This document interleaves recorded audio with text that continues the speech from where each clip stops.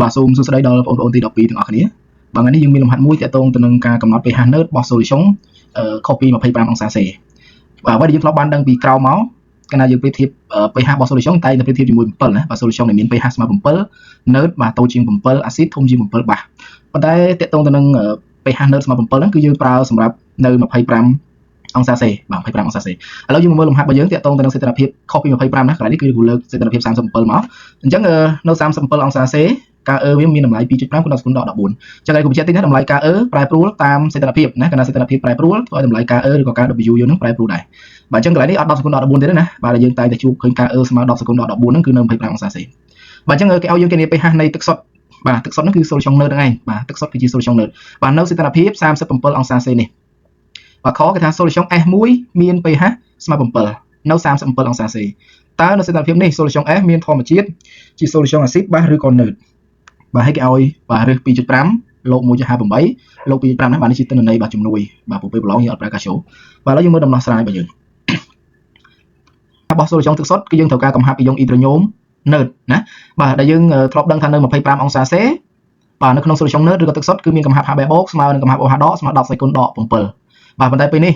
នៅ37អង្សាសេណាចឹង Hb បូកហើយនឹង OH ដកមិនមែន10សេគុណដល់7ទេអញ្ចឹងដើម្បីរក pH nerd នៅ37អង្សាសេ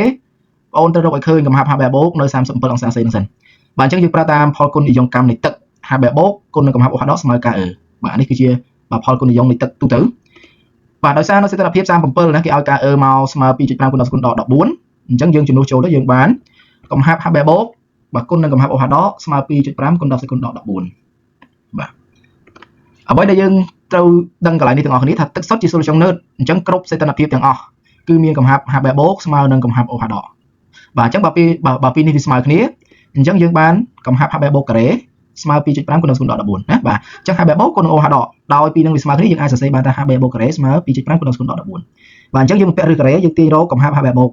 បាទអញ្ចឹងនាំឲ្យកំហាប់ Hb បូកស្មើរើស 2.5 គុណដល់គុណដល់14អញ្ចឹងតម្លៃ 2.5 បាទរើស 2.5 គេឲ្យ 1.58ណាបាទអញ្ចឹងយើងជួសជុលទៅហើយ10សេគុណដល់14ចេញពីឬការ៉េមកបាន10សេគុណដល់7បាទអញ្ចឹងយើងឃើញកំហាប់ Hb បូកស្មើប៉ុណ្ណេះ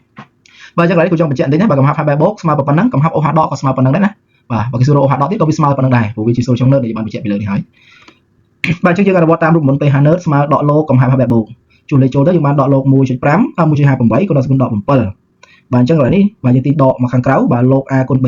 ស្មើលោក A បូកលោក B បាទអញ្ចឹងលោក 1.58 គេឲ្យណាបាទ 0.2 អញ្ចឹងយើងជំនួសមកបាន 0.2 លោក10សេគុណដល់7ប៉ុន្តែតម្លាក់មកក្រោមមកបានដល់7បាទអញ្ចឹងឥឡូវយើងកណនាមកយើងគុណបញ្ចូលមកយើងបានបាទចម្លើយយើង 6.8 បាទអញ្ចឹងមានន័យថាទឹកសុទ្ធរបស់យើងនៅ37អង្សាសេឬក៏ solution nerd របស់យើងនៅ37អង្សាសេគឺមានតម្លៃ pH nerd នេះគឺ 6.8 បាទអញ្ចឹងមិនមែន7ទេហើយមួយទៀតនៅក្នុងការកណនា pH nerd ណាដោយសារយើងដឹងថាបើវាជា solution nerd មានកំហាប់ Hb បូកស្មើនឹង OH ដកអញ្ចឹងបានន័យថានៅគ្រប់ solution nerd ទាំងអស់បាទនៅគ្រប់ solution nerd ទាំងអស់គឺវាមាន pH ហើយនិង pOH ស្មើគ្នាយើងនិយាយដឹងហើយ pH បូក pOH ស្មើ pKa អញ្ចឹងបើវាស្មើគ្នាយើងបាន2ដង pH បាទយើងបាន2ដង pH ដល់ពេលយើងទីរក pH ទៅយើងបាន pKa ចែកនឹង2បាទដែល pKa យើងស្មើនឹងដកលោក Ka ណាអញ្ចឹង Ka គេឲ្យមកបាទ Ka មកស្មើប៉ុណ្នេះហើយយើងស្គាល់លោក 2.5 យើងអាចកណនារក pKa ឃើញណាហើយយកមកចែកនឹង2មកអញ្ចឹងឃើញតម្លៃ pH nerd ដូចគ្នាណាបាទតាមនេះក៏បានតាមរូបមន្តក៏បានសំណួរខគេថា solution S1 មាន pH ស្មើ7នៅ37អង្សាសេបាទ solution ហ្នឹងមានតម្លៃ pH ស្មើ7ប៉ុន្តែ pH ស្មើ7របស់វានេះគឺវានៅនឹង37អង្សាសេគេសួរថាសេតនភាពនេះតើ solution S មានធម្មជាតិជា solution acid បាសឬ nerd ដើម្បីចង់ដឹងថា solution S ហ្នឹងមានធម្មជាតិជាអីត្រូវយក pH របស់វាទៅប្រៀបធៀបនឹង pH nerd ដែលនៅ37អង្សាសេដូចគ្នាបាទអញ្ចឹងដោយនៅ37អង្សាសេ solution S មាន pH ស្មើ7បាទ7នេះគឺបោះ solution S បើយើងប្រៀបធៀបជាមួយ pH nerd របស់យើងមិញឃើញ 6.8 ដែលយើងកណនាពីលើមកហ្នឹងអញ្ចឹង solution ទាំងឡាយណានៅ37អង្សាសេដែលមានតម្លៃ pH ធំជាង 6.8 មានលក្ខណៈជា solution បាសអញ្ចឹងចម្លើយរបស់យើងនៅ37អង្សាសេ solution S មានធម្មជាតិជា solution បាសកន្លែងគូចង់បញ្ជាក់ទេណាបាទយើងអត់ប្រៀបធៀបមួយ7ទេប្រៀបធៀបមួយ7សម្រាប់តែនៅ25អង្សាសេទេណាបាទតែពេលនេះនៅ37អង្សាសេគឺយើងត្រូវប្រៀបធៀបជាមួយនឹង pH nerd របស់វាគឺ 6.8 solution ណាដែលមានតម្លៃធំជាង 6.8 ជា solution បាសតូចជាង 6.8 ជា solution acid ស្មើ 6.8 ជា solution nerd បាទអញ្ចឹងវីដេអូរបស់លោកគ្រូមានប៉ុណ្ណឹងអរគុណច្រើន